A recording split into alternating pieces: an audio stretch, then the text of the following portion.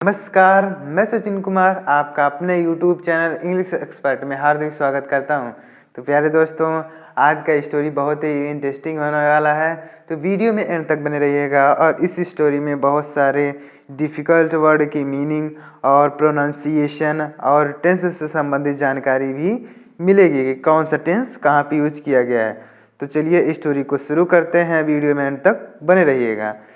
Story का title है a mother teach A lesson. A mother यानी एक माँ टीच में सिखाती है, ए लेसन यानी एक पाठ। एक माँ एक पाठ सिखाती है यानी एक सबक सिखाती है। अब देखिएगा कि यहाँ माँ जो है क्या सबक सिखाती है, इस कहानी का टाइटल ऐसा क्यों दिया गया है। तो चलिए पढ़ते हैं, समझते हैं और सीखते हैं। A young woman was travelled. A young woman यानी एक औरत, ए यंग वोमन यानी एक नौजवान औरत, ए यंग वोमन एक नौजवान औरत, वाज माने थी, ट्रेबल्ड यानी परेशानी में। एक नौजवान औरत, एक औरत जो है परेशानी में थी। सी टोल्ड हर मदर, सी टोल्ड यानी उस औरत ने, सी टोल्ड में टेल का सेकंड फॉर्म होता है टोल्ड, तो यहाँ पे पास्ट इंडेफिनिट टेंस का यूज किया गया है। टेल का सेकंड फॉर्म होता है टोल्ड, तो यहाँ पे सी टोल्ड यानी उसने कहा, हर मदर यानी अपनी माता जी से, उसने अपने माता जी से कहा, यानी एक औरत परेशानी में थी, उसने अपने माता जी से कहा। इट सीम्स यानी ऐसा लगता है, इट सीम्स यानी सीम्स में होता है प्रतीत होना, लगना, ऐसा लगता है, दैट कि as one problem is solved, as यानी जैसे ही, जब वन प्रॉब्लम यानी एक समस्या इज सॉल्व्ड यानी खत्म होती है, यानी जैसे ही एक समस्या खत्म होती है, a new one crops up, a new one यानी एक नई, क्रॉप्स अप यानी आ जाती है, यानी एक समस्या जैसे ही खत्म होती है तो दूसरी आ जाती है। यानी वह औरत जो परेशान थी वह अपनी माता जी से कह रही है कि ऐसा लगता है कि जैसे एक समस्या खत्म होती है तो वैसे ही एक नई समस्या आ जाती है, यानी a new one crops up यानी एक नई समस्या आ जाती है। Her mother feel 3 pots with water, her mother यानी उसकी माँ ने, हर मदर यानी उसकी माँ ने फील्ड मीन्स भरा, फील का सेकेंड फॉर्म होता है फील्ड, यहाँ पे भी पास्ट इंडेफिनिट टेंस का यूज किया गया है, फील्ड मीन्स भरा। हर मदर फील्ड यानी उसकी माँ ने भरा 3 पॉट्स यानी 3 बर्तनों को, विथ वाटर यानी पानी से, उसकी माँ ने 3 बर्तनों को पानी से भरा। यानी जब उस औरत ने कहा कि ऐसा लगता है कि जो एक समस्या खत्म होती है और दूसरी आ जाती है, तो उसकी माँ ने 3 बर्तनों में पानी भरा। इन द फर्स्ट यानी पहले में, सी प्लेस्ड कैरेट, सी प्लेस्ड यानी उसने रख दिया, यानी उस औरत ने, यानी बूढ़ी औरत ने प्लेस्ड मीन्स रख दिया, कैरेट मीन्स गाजर, यानी पहले बर्तन में है जो है गाजर को रख दिया, यानी तीनों बर्तनों में पहले सबसे पानी भरा, उसके बाद फिर पहले बर्तन में गाजर को रखा, इन सेकंड, और दूसरे में, इन सेकंड यानी दूसरे में एक से यानी अंडों का, और दूसरे में अंडा रख दिया, and in the third coffee beans, and और इन द थर्ड यानी तीसरे में कॉफ़ी बीन्स यानी कॉफ़ी के जो है टुकड़े कुछ डाल दिए, यानी कॉफ़ी डाल दिए, उसमें कॉफ़ी के कुछ टुकड़े डाल दिए हैं। मतलब पहले में जो है उस बूढ़ी औरत ने गाजर रख दिया, दूसरे में अंडे को रख दिया, और तीसरे में कॉफ़ी के कुछ टुकड़े डाल दिए उस बर्तनों में, यानी जिन बर्तनों में उस बूढ़ी औरत ने पानी को भरा था उसमें।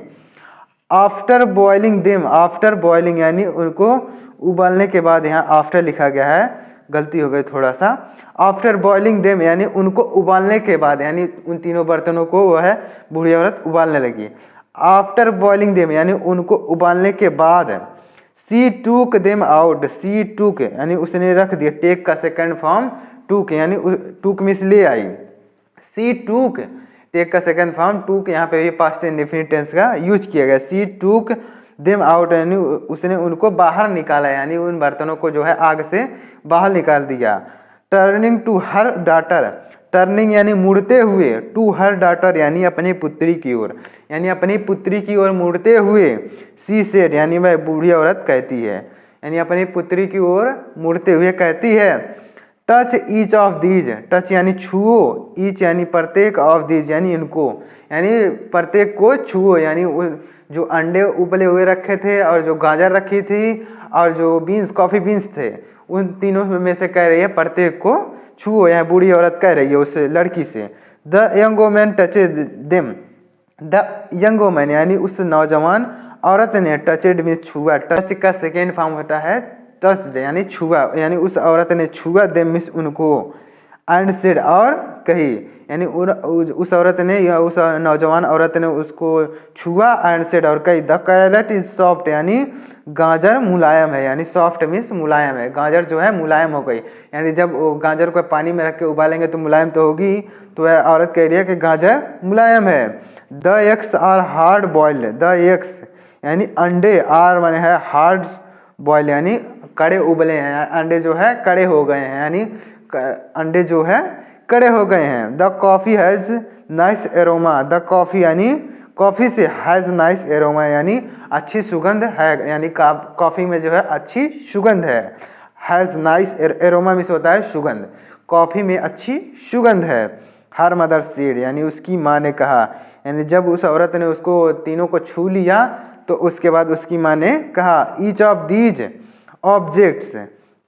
ईच ऑफ दीज ऑब्जेक्ट यानी इन सभी वस्तुओं में है, इन सभी वस्तुओं में, यानी each of these object means होता है वस्तु, यानी इन सभी वस्तुओं में हैड फेस्ड यानी सामना किया है, इन सभी वस्तुओं ने, यानी each of these objects in सभी वस्तुओं ने हैड फेस्ड यानी सामना किया है। द सेम यानी समान,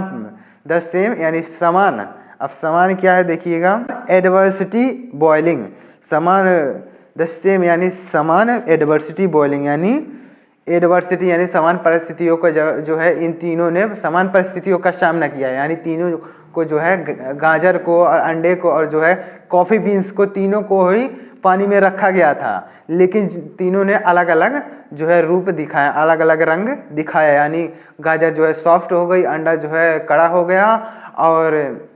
कॉफ़ी बीन्स से अच्छी सुगंध आ रही थी, यानी तीनों परिस्थितियों में सेम थे लेकिन तीनों ने अलग अलग योग्यता दिखाई। एडवर्सिटी यानी परिस्थितियों से गुजरे हैं, बॉइलिंग यानी उबलते हुए पानी से गुजरे हैं, बॉइलिंग वाटर यानी उबलते हुए पानी से तीनों जो है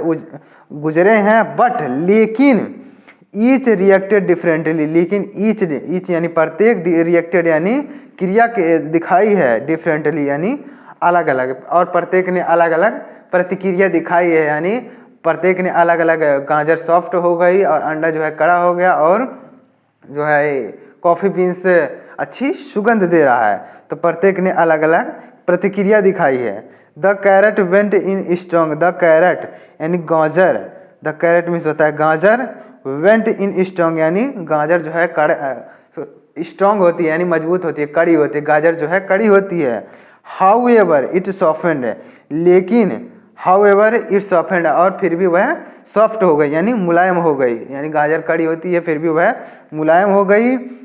the egg had been fragile, the egg यानी अंडा,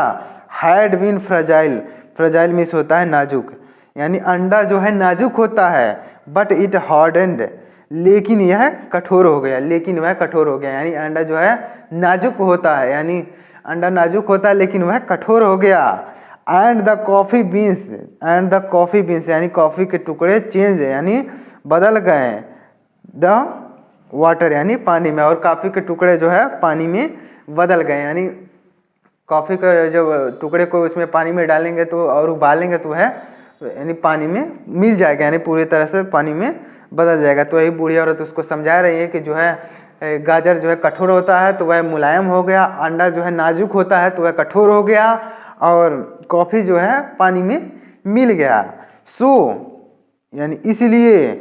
विच one of these are you, which यानी कौन से, वन ऑफ दीज यानी इनमें से, आर यू यानी तुम हो, यानी इनमें से तुम कौन हो, यानी तुम इनमें से कौन सी चीज़ हो, यानी उसे समझाने की कोशिश कर रहे हैं तुम इनमें से कौन सी चीज़ हो। व्हेन यानी जब, एडवर्सिटी यानी परिस्थितियाँ, नॉक्स यानी खटखटाती हैं, एट योर डोर्स यानी तुम्हारे दरवाजे को, यानी जब परिस्थितियाँ जो है तुम्हारे दरवाजे को खटखटाती हैं। How do you respond, how यानी कैसे, डू यू रिस्पॉन्ड यानी तुम कैसे प्रतिक्रिया करती हो, यानी तुम कैसे कार्य करती हो, यानी जब परिस्थितियाँ जो है तुम्हारे दरवाजे को खटखटाती हैं तो तुम कैसे कार्य करती हो। आर यू कैरेट यानी क्या तुम गाजर हो, आर यू कैरेट यानी क्या तुम गाजर हो, एन एग क्या अंडा हो, आर ए कॉफ़ी बीन्स या कॉफ़ी के टुकड़े हो, यानी उस लड़की को समझाती हुए कह रही है कि क्या तुम गाजर हो या फिर अंडे हो या फिर कॉफ़ी बीन्स हो। तो इस कहानी से हमें क्या सीख मिलती है, यानी मोरल क्या है, always be strong. Always means हमेशा, बी मीन्स बनो यानी हो, स्ट्रॉन्ग यस मजबूत, यानी हमेशा मजबूत बनो, यानी हर कोई भी परिस्थिति आ जाए उसमें हमेशा मजबूत रहना चाहिए, चाहे दुख हो सुख हो, हर परिस्थिति में एक समान रहना चाहिए, कभी भी दुखी नहीं होना चाहिए, हर परिस्थिति में मजबूत रहना चाहिए और हर परिस्थिति का सामना करना चाहिए। तो उम्मीद करता हूँ कि स्टोरी आपको पसंद आई होगी। अगर स्टोरी पसंद आई हो तो प्लीज़ वीडियो को लाइक करेंगे और चैनल पर नए हो तो सब्सक्राइब करके बेल आइकन को जरूर प्रेस करेंगे। मिलते हैं नेक्स्ट वीडियो में, तब तक के लिए जय हिंद, वंदे मातरम।